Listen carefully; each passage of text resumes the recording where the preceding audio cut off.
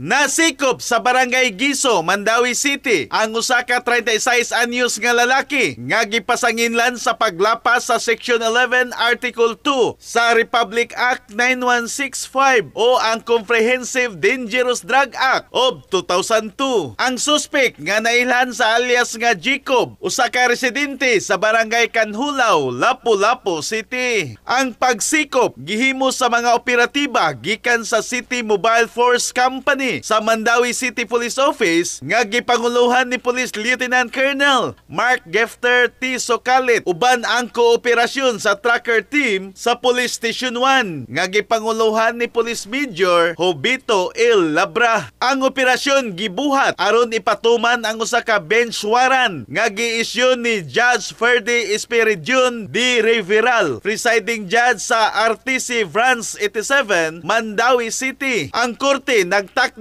og rekomendadong piyansa nga 200,000 ka pisos. Ang suspek temporaryo karon nga gidetain sa Police Station 1 sa Mandawi City Police Office. Nagpadayon ang mga autoridad sa ilang mga paningkamot aron mapugnan ang mga kalihukan sa illegal nga druga ug dakpon ang mga individual nga nalambigit niini sa dakbayan. In the heart of changing lives, ako si Brigada Alan Tangkawan sa 90.7 Brigada News FM Cebu, the Music and News Authority.